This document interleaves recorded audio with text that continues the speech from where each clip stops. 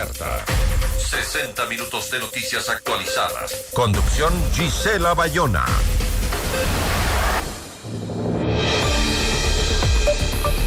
Tras la reelección del presidente Daniel Noboa, el gobierno evalúa distintas vías para modificar la Constitución de la República. Sin embargo, no llamar a elecciones de los constituyentes sería inconstitucional. Nuestra entrevista de hoy en Notimundo a la Carta.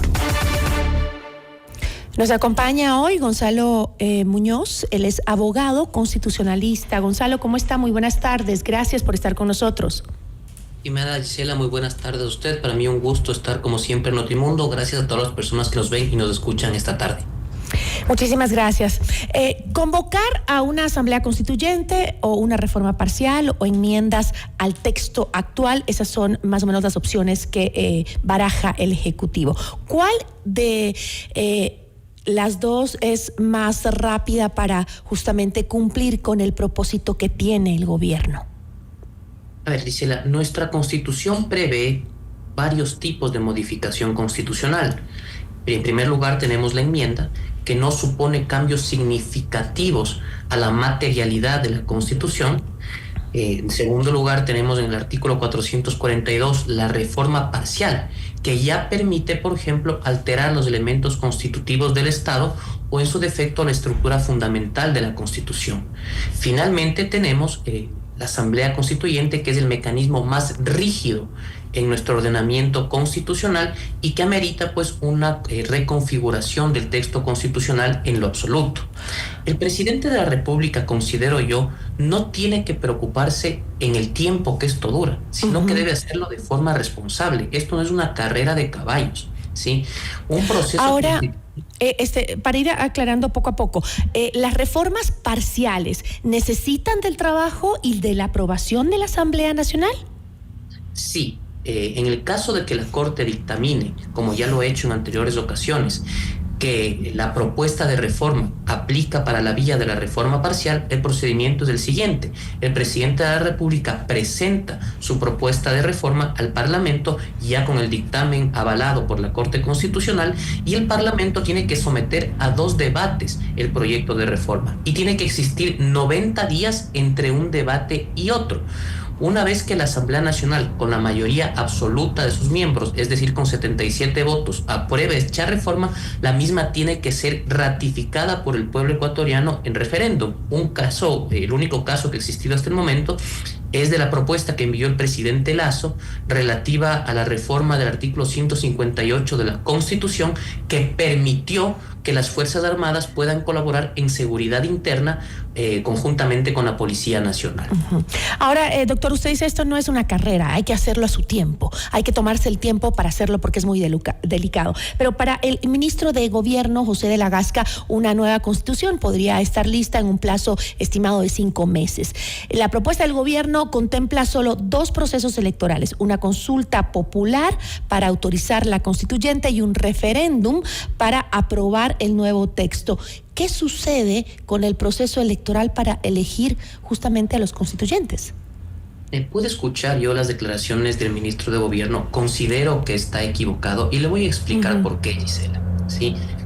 El constitucionalismo moderno propende a la participación activa de la ciudadanía en las decisiones gubernamentales o estatales, más aún en la reconfiguración de un texto constitucional. En ese sentido, la Corte Constitucional, en un dictamen denominado con el trámite 2-24-RC/24, ya definió los pasos que tienen que seguir los proponentes de una Asamblea Nacional Constituyente, incluido el presidente de la República.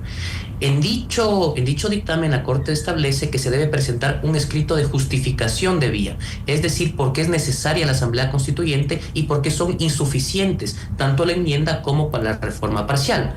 Asimismo, tiene que presentar los considerandos y la pregunta que va a ser formulada a la ciudadanía en el primer referéndum.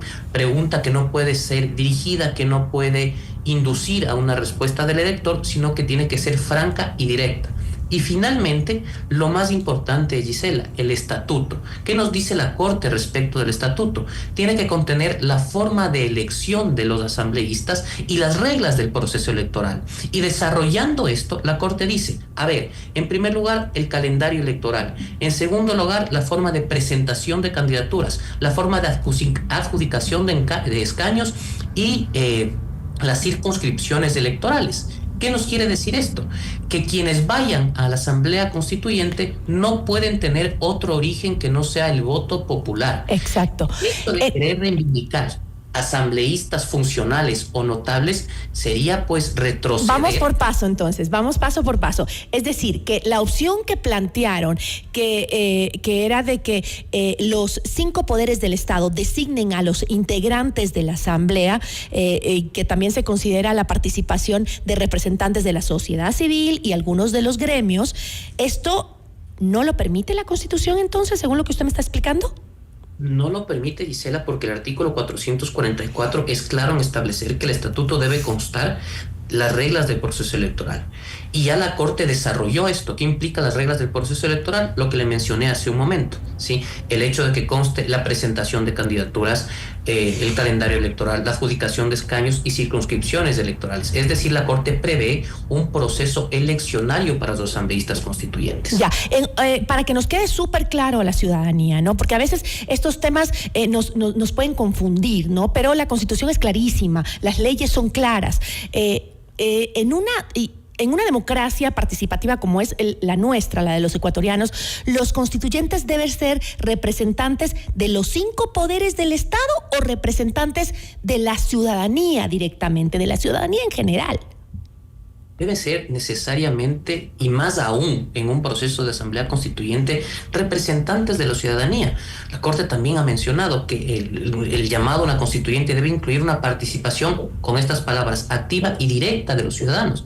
Imagínese usted que los ciudadanos no puedan elegir a quienes van a redactar el nuevo texto constitucional, sino que sean representantes de los 5 poderes del Estado.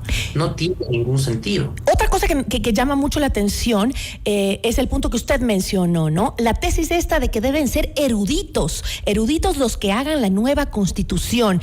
¿Eso se puede considerar democrático cuando la Constitución debe representar los intereses y normas para la mayoría de ecuatorianos, no para los académicos o intelectuales únicamente? Claro, es un concepto atrabiliario y arbitrario, Gisela, y además es absolutamente subjetivo, porque yo puedo tener el criterio respecto de una persona, si es notable o no, y usted puede tener otro distinto. Es muy subjetivo. Sí, es absolutamente subjetivo. Y a ese punto iba. ¿Ya? Querer reivindicar el corporativismo con la elección o la propuesta de asambleístas funcionales como existía en los años 60 es impensable. Considero que ni siquiera es debatible. Es verdad que en el pasado existieron legisladores funcionales allá en el año de 1967, por ejemplo, pero el constitucionalismo moderno, pues como estábamos conversando, ya propende a una participación directa de la ciudadanía. No podemos retroceder en lo que hemos ganado en estos años constitucionalmente hablando. ¿Y cómo se supone que se escogerían además los delegados de los otros poderes y sobre todo... aún más complicado, me parece a mí, cómo se escogerían los delegados de los gremios y representantes de la sociedad civil? Por supuesto que sí. Imagínense, en esa época, si retrocedemos, las cámaras de producción enviaban un delegado a la constituyente. En este caso fue el ingeniero Febres Cordero. Y así se proponían. Pensar en eso el día de hoy, pues, sin ningún tipo de origen o legitimidad democrática, no solo que es complicado, sino que el hacer el principio de participación democrática que tienen que tener los ciudadanos en una asamblea constituyente. Yo realmente veo complicado que la Corte Constitucional dé paso a esta antepropuesta, llamémosle, porque no está en firme del Ejecutivo, si es que no permite que los asambleístas constituyentes sean elegidos como deben ser en las urnas. Ahora, con una asamblea constituyente, ¿los actuales asambleístas quedarían fuera de sus funciones? No necesariamente, Gisela. Recordemos que en el año 98 funcionó de manera paralela el Congreso Nacional y la Asamblea Nacional y la Asamblea Constitucional. En el año 2008 la Asamblea Constituyente, entre comillas, de plenos poderes, decidió cesar al Congreso Nacional. Habrá que ver qué es lo que propone el presidente de la República en su estatuto y, de ser el caso, pues podría cerrarse la Asamblea Nacional mientras funciona la Asamblea Nacional Constituyente. Entiendo. Yo le agradezco muchísimo, abogado, por aclararnos el panorama. Le agradezco mucho.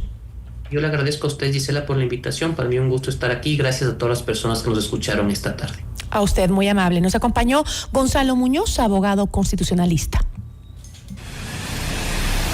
Notimundo a la carta.